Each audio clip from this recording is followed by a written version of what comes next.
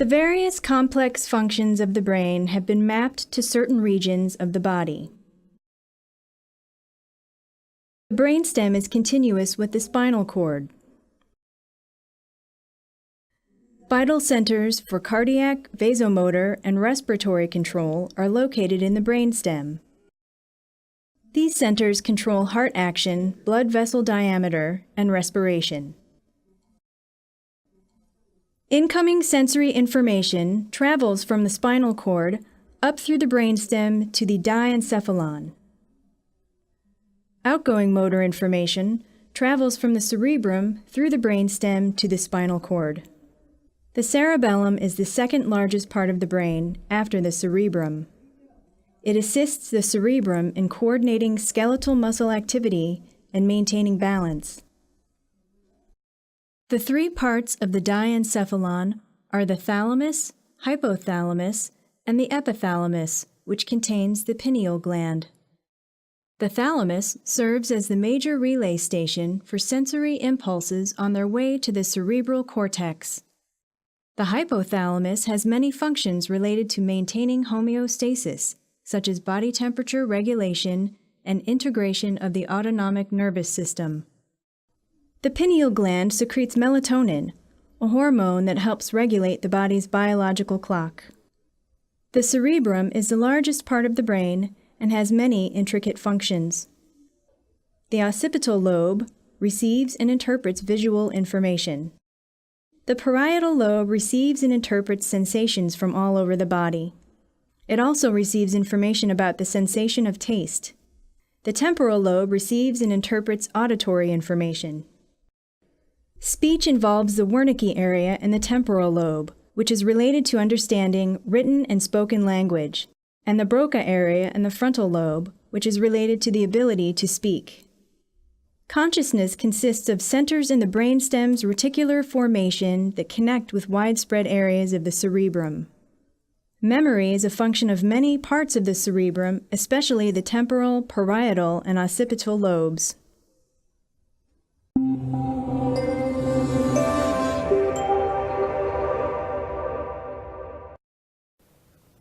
Okay. So what I have over here with the nervous system is the first 38 slides or so is all review. If you haven't done that, I hope you did, but if you haven't looked over those 38 slides and the first 10 or 11 pages that I designated on there, you need to do that to understand what I'm going to be talking about here. There is going to be some review that we'll do more specifically, but those first 38 slides is kind of correlating and adding anything to those other pages that I think is pretty crucial for your vital for you to know. All right, so this is how we broke it up. And I'm going to try and, which you said too, I'm going to try and follow what the book does in that order. There's going to be some times where it just doesn't fall into there. So I kind of put it in this order. So when we look at all the diseases of the nervous system, we'll deal with this first, congenital and perinatal disorders. Basically things that you're born with or things that happen while in your mother's womb, okay? Things that we have neural tube defects, which is spina bifida, anencephaly, that means ana without cephaly brain. So this is born without a brain. Hydrocephaly, cerebral palsy, and epilepsy. So we'll touch on those things also. Then we'll talk about trauma, certain kinds of hematomas, getting hit in the head, what happens to your brain with that. Then we're also going to start talking about cerebral vascular diseases, what happens with blood flow going to the brain. We'll talk about strokes and things that transient ischemic attacks. Then we'll get into infections, all right, inflammatory diseases. Meningitis will be a big one. We'll talk about encephalitis, polio, and shingles, okay? And that's probably where we're going to try and stop over there. Then on Monday, we're going to get into demyelinating diseases, multiple sclerosis, and something called Guillain-Barré syndrome. Then metabolic and nutritional disorders, things that we talked a little bit about this already, like Tay-Sachs disease, what happens with, we'll talk about PKU, we'll talk about nutritional deficiencies, thiamine and vitamin B12, and what happens with all that. So we'll get into that also. Degenerative diseases, things that are just destroying the brain itself. Things like Alzheimer's disease and Parkinson's and Huntington's chorea. We'll talk a little bit about Lou Gehrig's disease, or better known as the ALS, right, the bucket of ice on the head. And then we'll end it with a few notes on neoplastic diseases, cancers and stuff. So it's a pretty big thing. We'll deal with probably 2/3 of it today, and then we'll do 1/3 of it, the last third of it on Monday, and we'll start endocrinology also. That's pretty big also. Right? And then a week after that is your exam. Okay? The quiz for the nervous system will be for, I think, next Wednesday. Okay? So.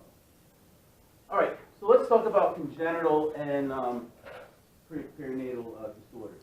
We have neural tube defects. Neural tube defects.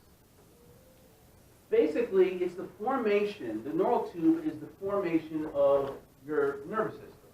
So what happens is that we have ectoderm, we're going way back, okay, ectoderm, and a part of the ectoderm, this germ layer, you have a certain section of the ectoderm that is called the neural plate. This is going to be our future nervous system. Now, did everyone sign this? Okay, so I'm going to use this as a visual aid. This is the neural plate. One piece of paper, okay? Now, this is where it gets a little easy because the names are going to make sense. That's the neural plate. Then all of a sudden, this is going to start folding on itself. Now, you have, when you look down it, there's a fold here. You see it? And there's a fold here. What do you think those are called? This is the neural plate, and then you got folds here. Neural folds, as simple as that. And you also have this groove that happens in between. You know what that's called? Neural groove, right? That's all it is. Why can't all anatomy be that way, right? All right, now it gets a little tricky. Now this neural groove is going to start closing, and it closes in the center first. Closes in the center first, and then it's going to zip up cranially and caudally until you have this tube, which is called. So you had this in A&P2, right? If you know that's the neural tube, right? So that's what it is. So that's the neural tube. Okay, now look. Where's my eraser? All right, so you have this neural tube. This gets interesting. Okay, you have this tube. Now, it's supposed to close at both ends. It's supposed to zip in the center and zoop all the way to both ends, cranially and caudally. Okay, so there's no hole there. Now what happens is that the cells of the neural tube start going through mitosis, and they start multiplying. You're going to have a lot of cells over here start making more and more and more. Right? You're going to have more. It's going to fill in this area here. And up here, it starts going out this way. So it starts making more out here. Look at that. They're like Bob Ross. Look at happy trees there. Right? It's going out like that, right? Over here, but all this is being filled in over here. But there's a hollow area that's happening here. You see what we're building here, right? There's your brain. There's the spinal cord. But it is hollow in this area here. Your brain is hollow. Some people a little bit more hollow than others, but our brains are hollow. And this hollowness actually will have a very thin canal going down the spinal cord called the central canal. Okay? So this whole area is hollow. That area there that's hollow, what is that called? What are those areas called that are going to fill with fluid called cerebral spinal fluid? What are those areas called in the brain? Ventricles. Right? That's what it is. Don't get confused with the ventricles of the heart, but that's the ventricles in here. And the linings of these ventricles in the brain, called the choroid plexus, okay, they're going to make cerebral spinal fluid. Okay? Now, I'm going to jump guns a little bit, but we're going to get into it. We might as well just say it over here. There's fluid. So this, here. This brain is in a skull. And then you have your backbone over here, right? Your vertebral column. And what's going to happen here is that this fluid is always, now, you're now an adult and children and stuff. So this is what we have. We have a hollow brain in here that's filled with cerebral spinal fluid. what's going to happen is this will always be producing, right now, you're always producing cerebrospinal fluid. But you can't be producing it and then we can't get rid of it. So what's going to happen here is that this cerebrospinal fluid is going to escape out of the brain and it's going to bathe the brain and the spinal cord. So you have cerebrospinal fluid all around the brain, all around the spinal cord to bathe it, okay? Give it nutrients. We got to make that escape. So there's actually going to be areas that are going to be close to the skull. We're going to have veins going that way, these little bridging veins that are going to allow the cerebrospinal fluid to leave and enter the bloodstream. So look what's happening here. And I'm just going to give you numbers. If you're synthesizing 100 milliliters of cerebrospinal fluid, you have to have 100 milliliters escaping the nervous system. It has to be 100% that you're making, 100% is escaping. It has to be equal. Does that make sense? Now, here's where the problem is. What if there's a tumor up here?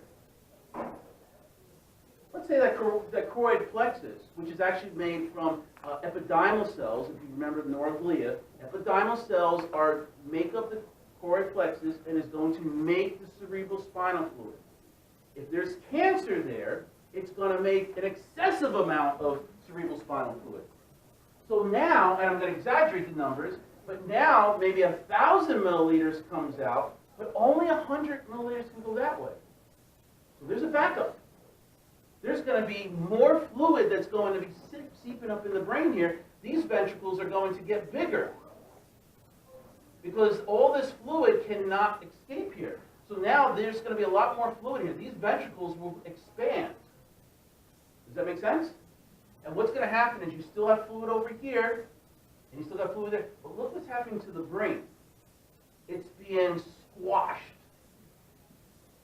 What I'm explaining to you is something called hydrocephaly, water on the brain. That if you have a tumor that's making too much of this fluid, or we have something that's going to block that fluid from escaping the brain, there's a lot of conditions. One of them is called the Arner-Chiari syndrome. All right, they're in the book. Like I said, I can't go over everything in the book, but I'm giving you enough to get you going so that you can understand those other ones. So if it's making too much, or there's some blockage here that the fluid can't leave here, this area is going to get bigger, right? And that's going to, because the skull's here, and this expanding ventricle is getting bigger, it's sandwiching the tissue of the brain. So does it make sense that if someone has hydrocephaly, they could also have mental retardation, some other neural deficits, because that brain is getting squished, right? It's all pathophysiology. Now you understand the signs and symptoms, or signs that they can have, depending on how severe this hydrocephaly is. Okay? Does that make sense? Right? Now, and I'll talk about that when we get over there, just so I jumped the gun. But let's go back to this story here. This neural tube. This neural tube was supposed to close at the top and close at the bottom. Now, if it doesn't close at the bottom, then you're going to have a hole there. If it doesn't close at the top, doesn't zip up all the way, you're going to have a hole up there. So if it doesn't close down here, that's called spina bifida. If it doesn't close up here, well, you're not going to form a brain. It has to close up on itself. It has to fuse. So now it's not fused, so the brain is wide open. There is no brain there. That's called anencephaly. Okay? So does anybody have any questions about that? Go ahead. If your brain is not there, there's no connection between your brain and the spinal cord. It's incompatible life. Yeah, so you'd be brain dead, correct? Yeah, it's not compatible life. Especially if the brain stem is not formed, because that keeps your heart beating. I'm going to show you pictures of it. Are these things that are tested when women contaminate? Are these things that Yep, we look at that. We look at those things. We do certain tests, something called alpha-fetoproteins. We do those tests at 15 weeks. We also do an ultrasound at 18 weeks. So we look at the anatomy to see what's going on. So hypothetically, this could be a reason why someone would have ordered it. Right, right. But what about those people who don't come to the hospital for prenatal care? They come to us at 36 weeks. And we got some problems. Yeah. Can't Can afford you that. carry a baby to term with an issue like this? You can. Okay. It's not recommended. We have But to do watch have that. quality of life? No, there's no quality of life. But the thing is, we have to also think the patient, the mother, is going through that. So if they want to do that, and the baby's not dead inside, not demised, then there's not really a risk to have the baby still inside of her. If the baby's dead, and this is one of the reasons we want to do something if the baby's dead in there. One, to have a baby demised in you, it's not psychologically It's traumatic. correct. But the other thing, organically, if there's the blood in the baby is not pumping, so therefore the blood is going to sit there inside the blood, or inside the baby, which means that there's a possibility that there's a clot there that can shoot up into the mother, to the placenta. So now it could be fatal for mom to keep a dead baby in them. So this is why we would need to push things along. Does that make sense? Yes, so there's no chance of a person who has this issue living. Where the Spina brain is bifida, not yes. connected. Not up here. Okay, Yeah. And I'm going to show you pictures that'll make more okay, sense. thank you. Yep. Okay, so these are neural tube defects. It starts at a sheet of ectoderm, okay? It rolls up on itself, fuses in the middle, zips up cranially and caudally, okay? If it doesn't zip up cranial and caudally, that's a neural tube defect, okay? There is something we can decrease the risk of neural tube defects in pregnant women, prenatal vitamins. But there's something in prenatal vitamins that will decrease the risk, folic acid or folate. Okay? That doesn't mean that they're not going to have this, it just brings down the risk. If a mom had a baby with a neural tube defect in a previous pregnancy, we will quadruple the dosage of folic acid. Okay? So that's what folic acid would be doing in there. Okay? So this is, again, until it eventually will close up at the top and bottom. Fuses in the center, and then it's going to zip up cranially and caudally until it eventually will close up at the top and bottom. But if there's an opening that's closer to the area that didn't close properly, that's spina bifida. It was up here, that's anencephaly. Okay?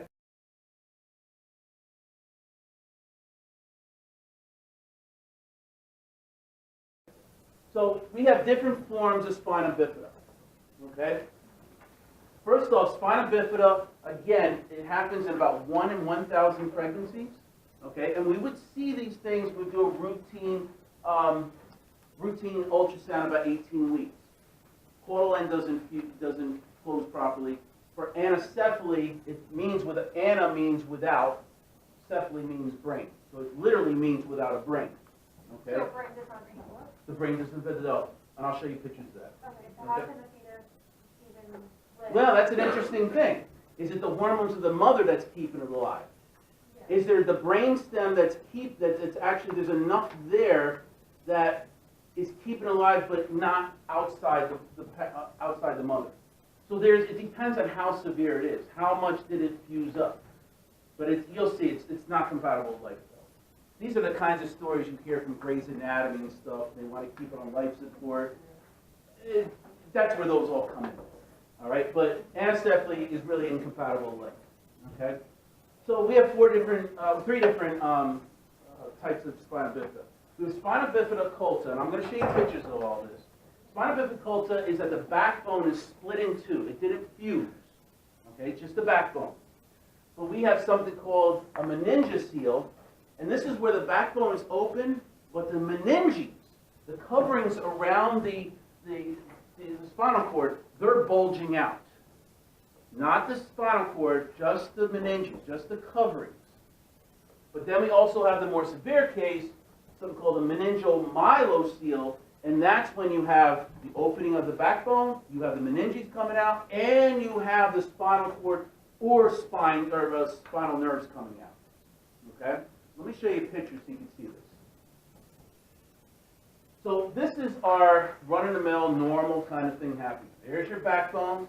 Nothing wrong with this. The spinal cord's in there. So it's a cross-section of that. The back of the skin is up here.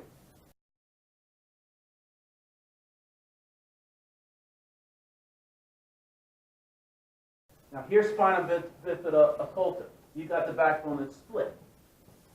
Okay, nothing's bulging out, just split. In this case, you have the meninges that are bulging out there. The spinal cord's not out there. Meninges are the only thing, the coverings. But if the spinal cord bulges out there too, and you'll see it out here, that's the more severe case. That's a meningeal myelocele. Okay? Here's some more pictures. Okay? Colorful ones now. Spina bifida occulta, again, this is a pretty big one, but it's split. But this is not bulging out. Now, the other thing it does have, and I'll show you pictures of it too, we usually see what we call a tuft of hair. Tuft is T-U-F-T, a tuft of hair.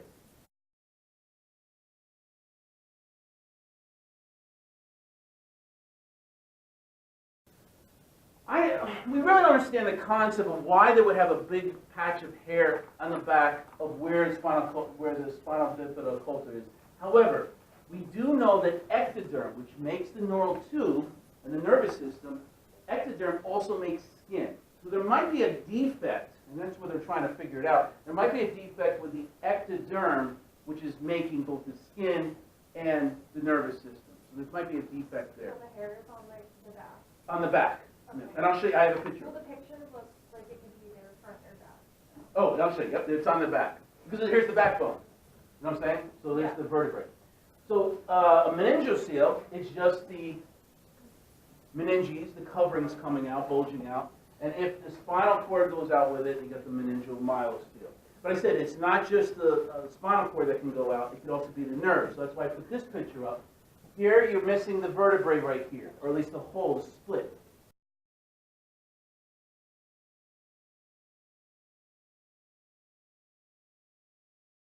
Okay, so there's this is spina bifida occulta.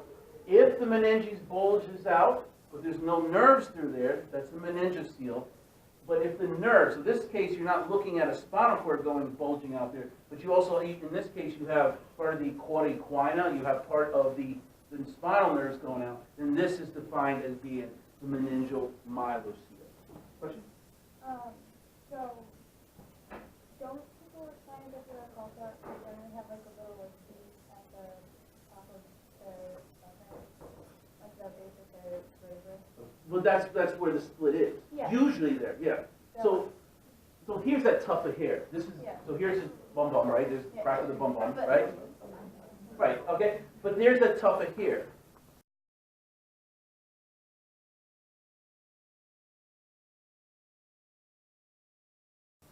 But sometimes there's going to be, well, there could be just, well, here, I'll show you. There could be a discrete hole there. So we're looking for stuff over there, right? All right, so there could be a discrete hole. Let me just say something about this. I don't want people to think that, oh, there's a tuft of hair on my baby. That means I have, no, it doesn't. It doesn't. You just be born to hairy parents. You know, it could just be that. But to be safe, there's nothing wrong, if you see this, there's nothing wrong to get yourself an x-ray. And you notice with the x-ray, lo and behold, there's something that's, see the split there? See? That's being keen with that.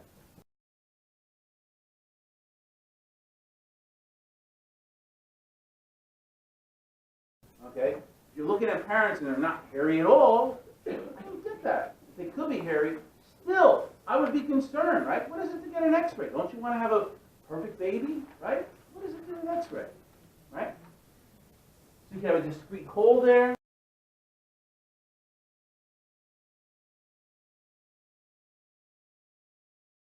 And you can see it over here too, right? Now, this spina bifida occulta, I mean, you could have spina bifida, but there could be other things going on. I mean, this baby obviously died, but there could have been other things going on inside. It doesn't have to be just a neural tube defect. Maybe the heart is also deformed too because of another syndrome or something.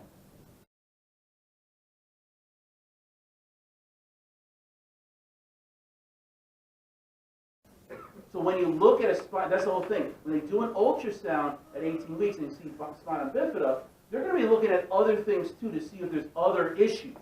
Because you could survive with a spina bifida. All right? There's one that's a meningoceal.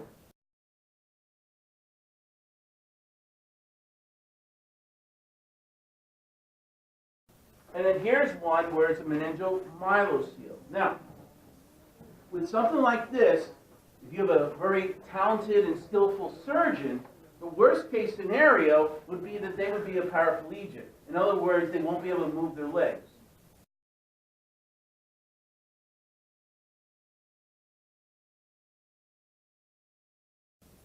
Which, you know, it is rough. I understand that. But the thing is, you could, you know, you'll be in a wheelchair, but you could do other things. You can still move.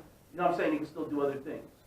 Now, sorry if these pictures are getting a little graphic, but let's show you what anencephaly looks like. Okay?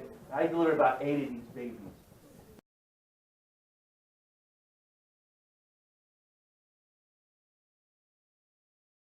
You can see that the brain has not fused, right? This is classic. When we do an ultrasound, when we see these bulging eyes, we call them frog eyes. And I'm sorry if it sounds like that I'm mocking. I'm not, because they look like these big frog eyes. We see that. It's classic. We see that over here. We see this. Even the back. See how this was supposed to fuse, but it's wide open.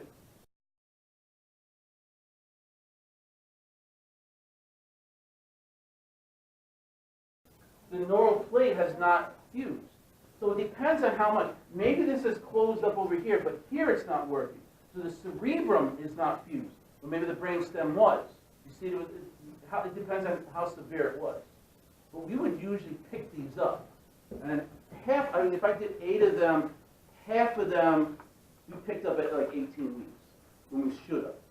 But a lot of people, you'll see when you get in there, they're not compliant for whatever reason. They decide to come in at 36 weeks for their first prenatal visit. Meanwhile, they'll probably deliver next week. So that's anencephaly, okay, and spina bifida. All right, so let's talk about intracranial pressure, okay? Now, intracranial pressure is anything that's going to be inside the brain that's causing some sort of pressure. Now, that could be inside the brain or it could be outside the brain, right? It could be this fluid that's out here between the skull and the brain, or it could be inside here. Anything that's going to cause pressure within the skull, okay? A tumor can do that, and bigger and bigger and bigger tumor can do that. The extra fluid, okay? So a lot of different things. So tumor, cerebral edema, we talked about that briefly before, okay? Hypertension can cause that. Blood, there's someone hits you on the side with a baseball bat. Blood is going to be pushing, blood is going to go into this area here and pressing and pressing and pressing against the brain. Okay? We're going to talk about trauma too. So this will increase intracranial pressure. We abbreviate intracranial pressure as ICP. Okay? So we would increase intracranial pressure. Symptoms that you would get with this, and try and get used to these symptoms or these abbreviations because you'll see them often. HA is headache, nausea and vomiting, okay? Visual changes, seizure, behavioral changes, neurological deficits. All these different things can happen. One of the things that means that it's very severe is something called papilledema, okay? Papilledema is that there's so much pressure in the brain, it's going to push and swell that optic nerve. And you can look inside the eye with an optoscope and see those things. You could see some bulging of the optic nerve, and you could see what's going on. So you have severe increase in intracranial pressure. That can actually cause the brain, depending on how bad it is, can push the brain so much further down that part of the brain could seep down into the frame, through the foramen magnum, where the spinal cord comes out. This could put you in a coma and cause death. So that's what we got to watch out with things with this. Lumbar puncture. That was a part of reading a little bit about this lumbar puncture. Lumbar puncture is that we're going to put a needle in the back usually. Oh, that's what hits the lumbar area. And you're going to draw some of the fluid, okay, for whatever reason. We'll talk about meningitis and stuff, because there's a lot of reasons why you would want to do a lumbar puncture. We also call it a spinal tap. All right, you probably heard that too. And for any moms out there, yeah, we also call it an epidural. But in this case, we're not drawing any fluid. We're actually putting medication in that area. So that's an epidural. Well, the problem is you can't do anything putting a needle into this back area if there's an increase of intracranial pressure. The reason why is because as soon as you put a needle into an area here that has a lot of pressure, you're creating a negative pressure. You're creating this, when you put it in here, the pressure that's inside is going to find an easy way to escape, right? If I puncture my blood vessel, there's more pressure inside than outside. When I puncture it, well, it's going to shoot out. Well, what's going to happen here is that when you do this, as soon as you take the needle out, part of the spine could actually go through there. So keep this in mind. Hint, hint, right? That lumbar punctures, epidurals, and spinal taps are contraindicated if there's any chance that there's an intracranial pressure. So if someone has cancer of the brain, tumors, you don't do a spinal tap. See, that's what I'm saying, is putting things together over here. You're learning about the knowledge over here and the knowledge over here. Now I'm asking you to apply that. If someone's got tumors, would you give that person a spinal tap? Why? Why not? That's where you got to put the stuff together. Okay? What is the SC stand Which, where? for? The last row. Spinal cord, I'm sorry. Spinal cord, yep. Okay? So, now we'll talk about hydrocephaly, which I kind of did over here for you guys over here. So hydrocephaly, or hydrocephalus, there's one of two different things. It's either we're making too much of this fluid here, and we can't make it escape. So 1,000 milliliters is being put out here, being synthesized, but only 100 can go out there. So you have 900 that's just going to stay there, and it's going to build and build and build and build. Or there's going to be some sort of blockage that the fluid is coming out regularly, but it can't escape the brain. And there's a few different congenital formations or malformations that are doing it. Arnold-Chiari syndrome is on there. Okay, it'll be in your book. You'll see what that is. But if you understand the concept, making too much or it's blocked, either way, you're building up too much fluid inside there, i.e., you're also increasing intracranial pressure, right?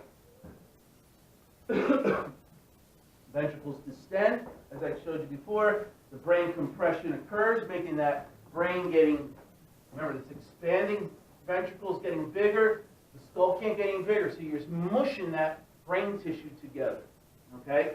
And that could lead to mental retardation, other neurological deficits and all, depending on where that's being squished, okay? So that's where we say water on the brain, all right? If you ever heard, and this is where you guys have to, you know, if you're working with OBGYN or if you're working with whoever and they ask you any problems with any of your other pregnancies, and if they say, oh yeah, I have one baby that had water on the brain, I mean, you need to know, like, they won't know, they should, but they might not know what that word is because it's a medical word. So you're going to translate, just as much as you have to translate Spanish or Portuguese or whichever, you've got to translate that and say to them, well, water on the brain, do you mean hydrocephaly? Oh yeah, that's what the doctor said.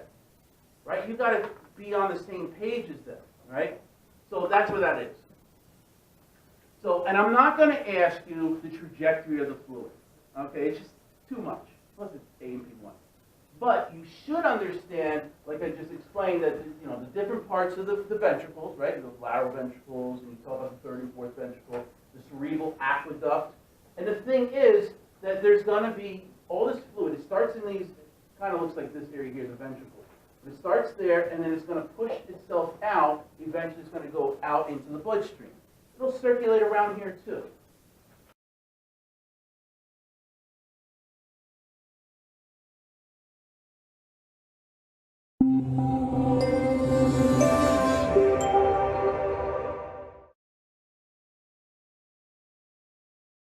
Within the brain are 4 large, fluid-filled spaces called ventricles. The lateral, also called the first and second ventricles, are located one in each hemisphere of the cerebrum. The third ventricle is a thin, vertical pocket of fluid below and medial to the lateral ventricles. The fourth ventricle is a tiny, diamond-shaped space where the cerebellum attaches to the back of the brainstem. The fluid within the ventricles is cerebrospinal fluid. It is continually derived from blood in each lateral ventricle. It then flows into the third ventricle and then into the fourth ventricle. Some of the fluid moves into the cisterna magna, a space behind the medulla. Some of the fluid moves from the fourth ventricle directly into the central canal of the spinal cord. After bathing the brain and spinal cord, the cerebrospinal fluid is reabsorbed back into the blood.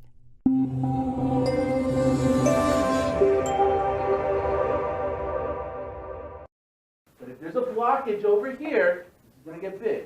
If this is making too much, then the veins can't take over. Either way, there's going to be more fluid being produced, or at least going to be staying inside the brain. Okay? So, hydrocephaly is this. Now, in infants, remember, infants have the soft spots. What were they called? Fontanelles. Good, all right? So their skull bones did not fuse. So if a child, a newborn, has hydrocephaly, then what will happen is, as the brain is getting bigger, the skull is also going to get bigger because it never fused. Does that make sense? Now, if we have it, let's say you and I have hydrocephaly. Well, our skull bones have fused. They're not going to separate. We're not going to get a big head like this. Instead, you're going to get symptoms much faster than what they would have. In other words, we will get a lot more pain because our brain is getting bigger and bigger against a skull that can't expand. So we're going to have more pain. Does that make sense at an early onset? Whereas, I mean, they're going to be in pain too because they have so much of it, but does it make sense that our heads would not get big? Right? Okay? So you're cutting through here, and this is what it will look like normally. There's the ventricles, at least the position of where the ventricles will be. And here, a hydrocephalic baby, it's massive. Notice how thick this brain tissue is in a normal person. But now look at this. There's not that much there.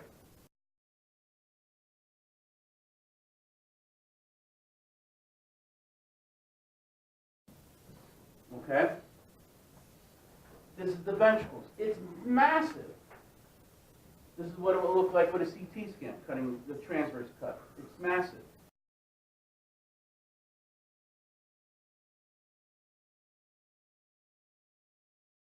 And that's what they will look like.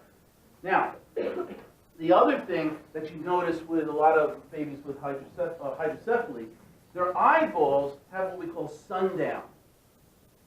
See how it looks like the sun is like setting, or sunset eyes?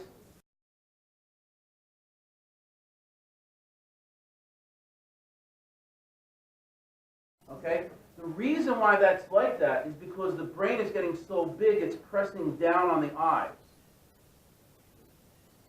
So they're being pushed down. Does that make sense? Right? So you understand, again, pathophysiology, you're understanding why they're getting these. You don't need to memorize all the, you can if you want to memorize all the symptoms, but a lot of it just makes sense. Why you have mental retardation, why you would have these sunset eyes, why you would have pain. It would make sense. Okay? All right, so questions about that? Now, how do you treat something like this? Well, you got to really treat the cause. Whatever the cause is, if it's cancer, whatever, that's one thing. But we can do something temporarily until we could actually figure out what should we do. Make a shunt. We can put a tube that starts someplace in the brain where like the ventricles, and run it down to the abdomen, underneath the skin. Okay? But you can run it down over here. So all the fluid that's going to be coming from here can now escape and go into the abdomen. Now the abdomen gets a lot anyway, but the mechanisms and the architecture that's happening in the abdomen can take on a lot more fluid. So then it could get absorbed into the bloodstream much faster.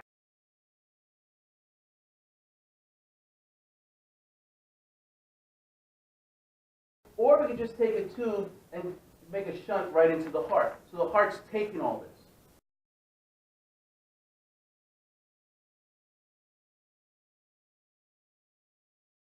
Is that going to make your blood pressure go up? It will, but the kidneys will take over and we'll adjust all that.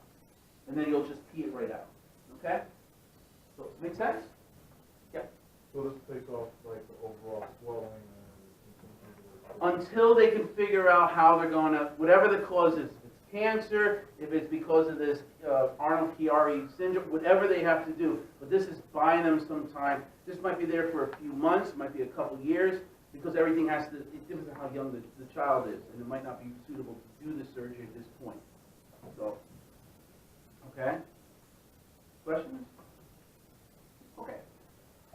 talk about briefly cerebral palsy, okay? Cerebral palsy is a lack of oxygen to parts of the baby's brain either during birth, during the labor process, or while inside the mother's womb. So anything can cause that. Now, the manifestations of this could be, it could be all over the place. It could be spastic muscles, coordination. They could actually walk with crutches and be fine. I used to do stand-up comedy, and I actually worked with someone with cerebral palsy that was, doing stand-up comedy with that.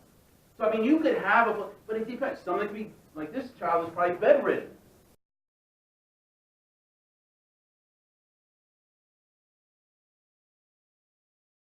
It's totally different to everyone. It could be just seizures.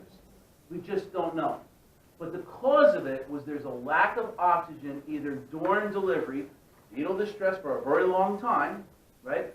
Or something during whatever was happening while inside. Maybe there's, and then we had epilepsy. You know who this guy is, right?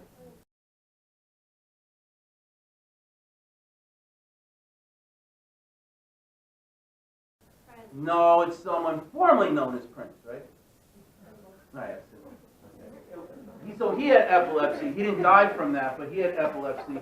And what epilepsy is a group of neurons in the brain send out abnormal, uncontrolled electrical impulses just spontaneously. And there is a whole slew of reasons for this. Okay, 2% of the population have epilepsy, but there's a slew of reasons.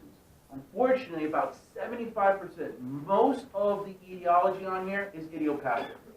We don't know the reason for it. 25% we can pinpoint, there's an organic reason for that, and so forth. But most cases, we can't find it. And it could be, the presentation could be as bad as a tonic-clonic seizure that you typically would see some in the movies and stuff, or you saw it in real life. But it could be also a blank stare. It could also be a blank stare, and it's causing, like, they didn't even notice that they actually did the blank stare. And then they just go on their daily life. And then, someone will say, "Did you know you just stopped right there?" No. So we call those petite moles. But anyway, so that's so again, it could be different kinds of it.